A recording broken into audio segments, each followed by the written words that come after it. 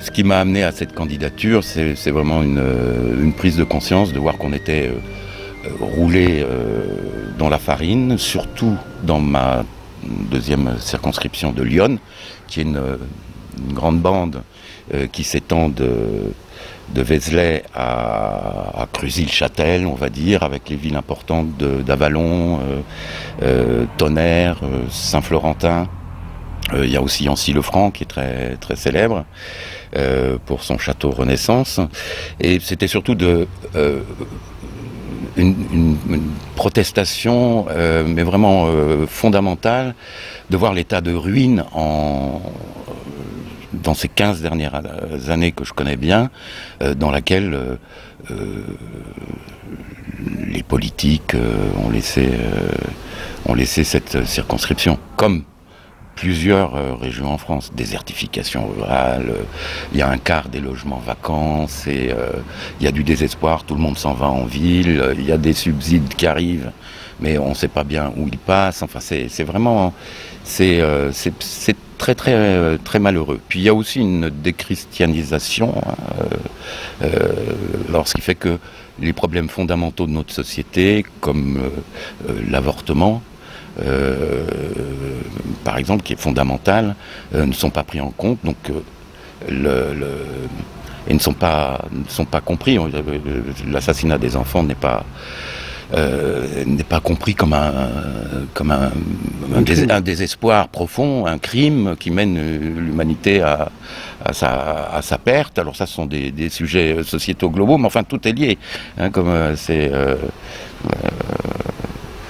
tout est en tout, donc voilà. Donc, si vous voulez, ça c'est le projet, bien sûr global. Bon, s'inscrit dans le projet de conservation catholique, de restauration catholique, qui correspond aussi au bon sens de tous mes voisins bourguignons, par exemple.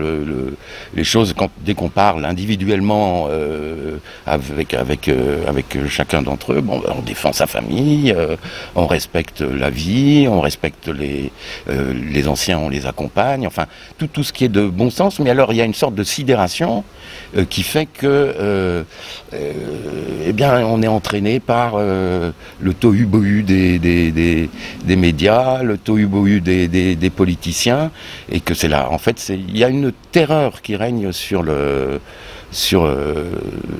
l'instinct de vie. Hein. Moi, je le ressens très profondément comme ça. Donc, après, nous avons des projets qui sont très concrets. Hein. C'est revitaliser avec ce qu'on appelait le mécanisme des zones de ZRR, qui sont des zones de revitalisation rurale, les fonds structurels de l'Europe, etc., qui ne sont pas actionnés. C'est-à-dire qu'on est victime de cette espèce d'union européenne, laboratoire du troisième millénaire hors sol, hein, c'est un déni de réalité, et on en est victime, et on en a mais vraiment aucun fruit, ce que j'appelle le conditionnement par le vide. Hein, c'est par exemple le conditionnement par le vide, le modèle états-unien, hein, qui est vraiment celui sur lequel se base la société européenne. Pourtant on n'a rien à faire, nous sommes les autochtones.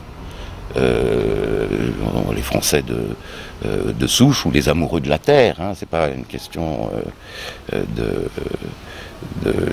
d'appartenance stricto sensu raciale, c'est une question de l'âme et du nombre. Il y a l'âme du pays, et c'est vrai que l'âme d'un pays peut être modifiée par le nombre donc voilà, donc on a Stoppons l'immigration, qui est très clair dans notre programme, l'accueil de la vie, l'accueil des familles, contre le mariage pour tous, qui est une aberration. En plus, il n'y a que quelques excités qui se revendiquent de ça, mais c'est pris en...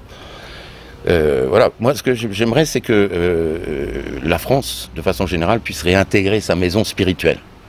Je pense par exemple que nous sommes catholiques, mais je pense que la Russie, sous l'instigation de Poutine, du patriarcat orthodoxe, une grande poussée dans ce sens de réintégrer une maison spirituelle, organique, et qui correspond à la réalité des gens. Alors, je parlais des États-Unis parce que c'est quelque chose qui est assez intéressant, c'est de voir qu'on a eu des sectes protestantes, plus ou moins, on va simplifier, qui venaient de tous les pays européens, qu'on a tenu à égale distance les unes des autres pour les contrôler, pour les neutraliser, en instaurant une laïcité dite positive.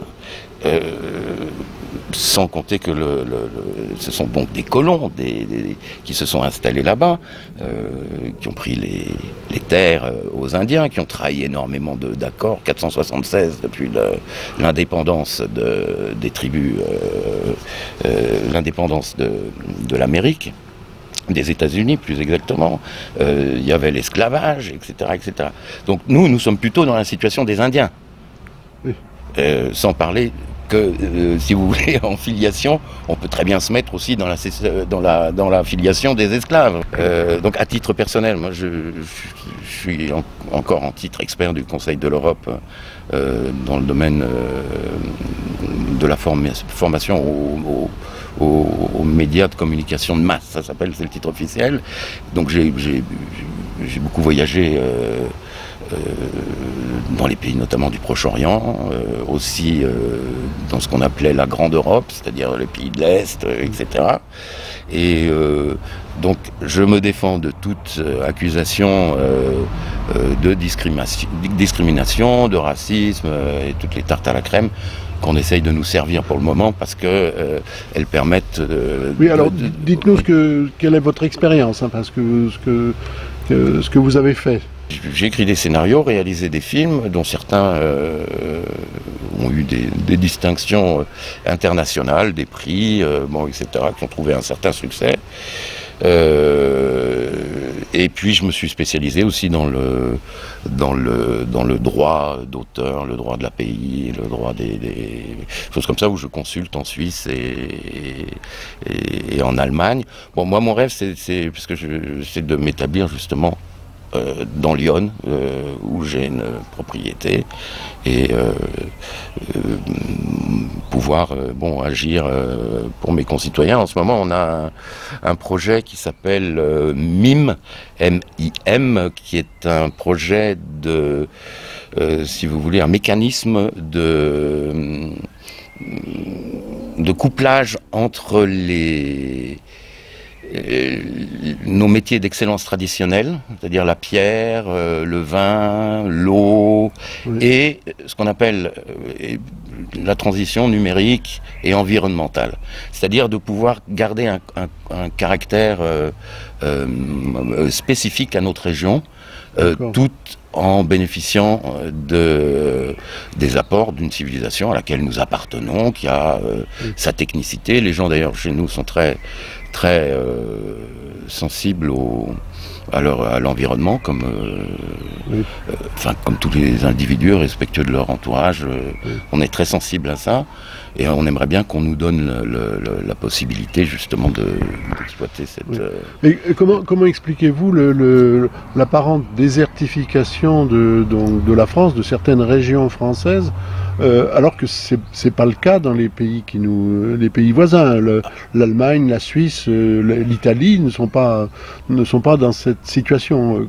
Ça tient à quoi? L'organisation politique française, c'est-à-dire le jacobinisme exacerbé, fait que les flux financiers, les flux de ressources humaines, tout transite par Paris, et Paris prend sa commission au passage. Il faut payer le personnel politique, il faut payer les maisons de communication. Je ne sais pas si vous voyez, mais c'est énorme, cette déperdition. Et puis ça se fait avec des mécanismes qui sont quand même assez complexes, donc on n'y voit que du feu. Et bon, il y a ça. Il y a aussi, mais ça appartient au même mécanisme aussi, le fait que ce qu'on appelle la transition numérique a été très mal et très tardivement faite dans les zones rurales, qui pourtant offraient des capacités de développement au point de vue espace, etc., exceptionnelles. Il y a aussi la ruine de nos agriculteurs. Avec notamment la mutualité sociale agricole, qui fait que c'est une catastrophe pour la plupart d'entre eux. Les obligations, il y a des drames qui se produisent constamment, les obligations sanitaires, mais surinterprétées par nos propres commissions nationales d'hygiène et d'inspection. Donc s'il y a plus, et donc les agriculteurs, les artisans ont tendance à devenir des salariés. Quand vous couplez ça au RSI, donc le régime social des indépendants, mais qui est criminel, hein, c'est vraiment, font des erreurs, condamnent, enfin c'est vraiment criminel, et aux directives européennes des travailleurs détachés, quand on sait qu'en Roumanie, le SMIC, je crois, à ma connaissance, il était en tous les cas en 2015 275 €. Si vous faites venir des travailleurs roumains qui ne payent aucun impôt pour des sociétés implantées à Paris, qui vous envoient réparer des façades, des fenêtres, mettre du chauffage, etc., etc., c'est sûr que l'artisan du coin, plus personne ne peut le payer, donc les maisons tombent en ruine, les gens partent. Il y a aussi les zones commerciales qui s'installent sur le modèle américain. On connaît la ruine américaine dans certaines régions, hein, qui s'installent autour des villes de façon absolument abjecte, hein, parce que c'est magnifique. On a des pays magnifiques. Quand on prend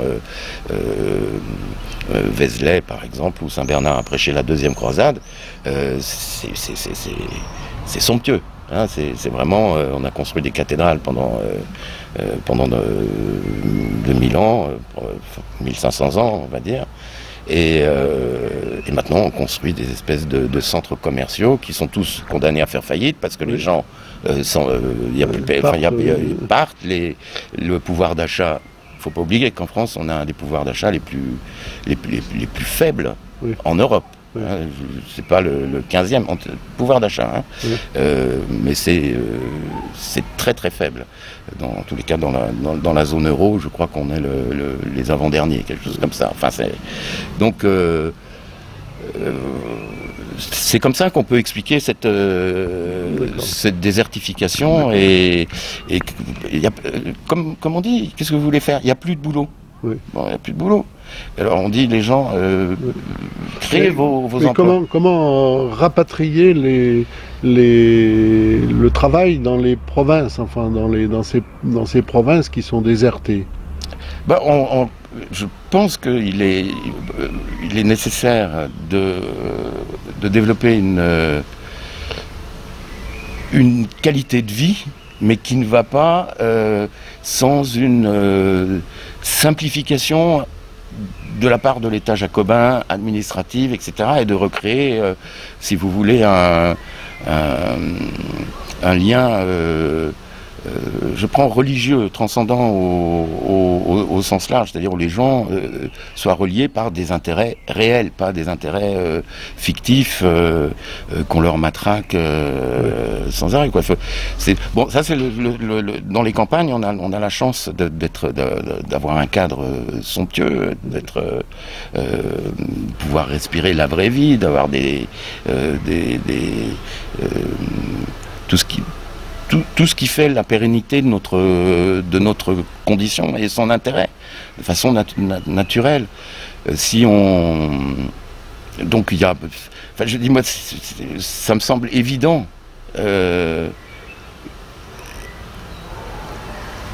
Et qu'il faille s'établir à la campagne si nos centres d'intérêt ne sont pas uniquement des centres de superconsommation, que ce soit au titre de l'information, la télé, enfin tout, qu'on retrouve un intérêt réel pour la vie. Voilà. Oui. C'est ça. Mais on est surpris parce que tout de même la plupart des pays qui nous entourent, pour prendre le simple exemple du numérique rapide, La plupart des pays qui nous entourent sont complètement desservis. En France, il y a des zones entières, complètes, où il n'y a rien, où il n'y a même pas le téléphone portable. Donc, pourquoi vous ne lancez pas dans cette bataille-là aussi? Si, justement, c'était ce que je vous disais, le mime, voilà, ce mécanisme, si vous voulez, de lier, bien sûr, mais là aussi, on a été victime. Si, il faut se lancer dans cette bataille, qui ne risque rien à rien, ça c'est évident. Mais là aussi, ça a été... Je veux pas prendre... J'ai des exemples concrets avec des opérateurs qui ont touché des subventions pour mettre aux normes les réseaux et les bornes dans nos pays ruraux, et qui en fait ont fait une sorte de transfert et nous ont refourgué la technologie la plus vieille, et ils se sont mis dans les bassins de population concentrés, c'est-à-dire l'un va avec l'autre. Moins il y a de monde, moins il y a d'intérêt commercial. Donc le but de la politique, c'est pas ça. Je pense que c'est la première fois, je saute pas du coq à l'âne, c'est ça le problème. Pour la première fois, je pense que les Français, dans leur ensemble, ont élu quelqu'un dont ils ne voulaient vraiment pas. C'est-à-dire, il y a toujours des petits pourcentages, mais là c'est la première fois qui prend le pire du socialisme collectivisme et le pire de l'ultralibéralisme mondialiste. Et donc on va être pris au piège, donc il s'agit en aucun cas de laisser les mains libres à ce gouvernement, parce que c'est bien évident qu'il n'est pas en mesure de négocier avec l'Europe dans l'intérêt de la France, par exemple, pour ne prendre que l'Europe, dans l'intérêt de la France, s'il trouve déjà que l'Europe c'est merveilleux. Alors que pour nos pays, c'est une catastrophe. Enfin énorme en termes de pertes humaines, de relations entre les gens, de vivre ensemble, hein, pour prendre une expression à la mode et sans faire d'amalgame, bien sûr. Mais donc on peut pas. C'est un peu le problème. Vous voyez, moi je pense vraiment, on est pris entre racaille d'en bas et racaille d'en haut. Et on a une population qui ne demande qu'à s'épanouir et qu'à vivre dans le... c'est des expressions à l'emporte-pièce, mais dans le bon sens. C'est-à-dire, il n'y a pas... Pour le moment, on peut pas rétablir quelque chose de très libéral en France tant que l'ordre n'aura pas été un tant soit peu rectifié. On a une hyperclasse qui est de plus en plus fermée et qui demande au peuple que nous sommes d'être de plus en plus ouverte. Donc il y a un petit antagonisme là. Il y a quelque chose qui ne peut pas fonctionner, quoi. Voilà. Donc il y a une inversion des valeurs qui s'est produite depuis très longtemps, au moins une cinquantaine d'années. Où ce qui était sacré est devenu profane, où ce qui était criminel est devenu encouragé. Enfin, comment voulez-vous qu'on puisse se reconnaître dans un héritage collectif? Ça peut pas fonctionner. Donc, si vous voulez, bien sûr, ça, on peut pas de but en blanc. On peut pas, si vous voulez, peser sur la réalité des choses. Mais justement, avec le mime, avec la restauration de la vie paroissiale, par exemple, on a un curé qui vient du Brésil, qui redonne un peu de cadre, si vous voulez, à nos 57 clochers, qui n'étaient, pour ma paroisse, hein, qui n'étaient que, je crois que 17 il y a 15 ans, quelque chose comme ça. Donc il y a une dégradation, si vous voulez, de la pratique religieuse. Bon, et même... Mais, mon voisin qui fait profession d'athéisme en Bourgogne, mais qui est du peuple bien costaud, m'a dit: qu'est-ce que vous voulez que j'aille faire? Maintenant, c'est plus comme de mon temps. Moi, c'était le curé qui m'a fait le catéchisme, c'est pas les bonnes femmes. Et alors bon, c'est sûr que ça fait partie un petit peu de tout ce tissu qui se désagrège. Mais c'est vrai que c'est particulier à la France, parce que moi je travaille beaucoup en Suisse et en Allemagne. On n'a pas un abandon comme ça, c'est ce sentiment de ah, c'était quand même bien mieux avant. Voilà, Alors, parlez-nous un peu de vos concurrents dans cette élection. Alors, il y a mes concurrents, je m'en occupe pas trop. Je veux dire que celui qui retente sa chance est un oligarque de la nomenclatura socialiste qui s'est reconverti chez Macron, macroniste. Donc c'est le maire d'Avallon. Il a placé une de ses protégées à la députation. Je pense qu'il perdra, enfin si les gens ouvrent un peu les yeux, parce qu'il est maire d'Avallon, c'est un hiérarque, il a peut-être même été secrétaire d'État, enfin bon. Et notre circonscription est en ruine, quoi. Donc je pense que, si ce n'est toujours ce clientélisme mortifère, hein, parce que bien sûr,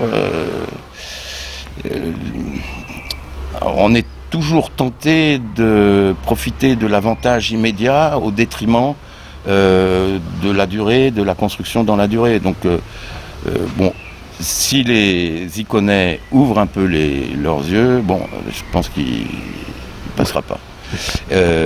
Bon, ça c'est le socialisme macroniste. Le républicain, je fais pas bien attention, il est peut-être, je sais pas si, parce qu'il y a eu des mouvements, alors je sais pas si c'est un républicain macroniste ou un républicain non macroniste, oui. Vous voyez, pas encore macroniste. Oui, il y a quand même la gamelle qui est là, donc ils se précipitent tous, voilà. Bon, il y a le FN aussi qui est là. Le FN dans ma circonscription, c'est pas ma tasse de thé. Bon, je veux pas en dire plus pour le moment, mais c'est pas ma tasse de thé. Ils sont très modernistes, très voilà, ils surfent un peu sur la vague de la dédiabolisation, de l'ouverture, alors que les gens réclament plus d'identité, un arrêt net de l'immigration, qu'on retrouve nos valeurs traditionnelles, ancestrales, etc. Eux, c'est plutôt, ils s'enfournent dans on est comme tout le monde, on va pas faire de problème, et donc ça n'a aucun intérêt, si vous voulez, ils joueront le même jeu, ils seront incapables de défendre leur position. Donc, je vais pas faire comme certains, mais je sais plus comment elle s'appelle, Jocelyne Baquet ou Josiane Baquet peut-être, mais bon, voilà, elle s'appelle comme ça. Donc, mais ça, enfin, je le dis franchement, ça n'a aucun intérêt. Pour moi, aucun intérêt. Et bon, j'espère que les Iconais comme ça,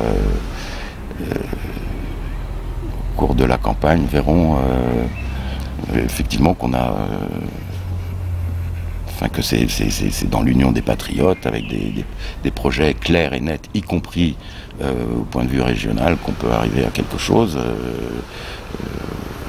Voilà, donc, et de ne pas se laisser instrumentaliser par la presse régionale qui, bien sûr... on se doute. Voilà, on se doute, comme vous dites, oui, comme vous dites. Bien, ben écoutez, merci de cet entretien, et puis... bon courage et bonne chance pour ces moments que vous allez passer, qui sont durs, je pense, mais... Oui, qui sont nécessaires. Qui permettent de mettre en avant ses idées et ses pensées. Ça, oui, ça permet de témoigner, voilà, au moins. Et puis après, qui sait, hein.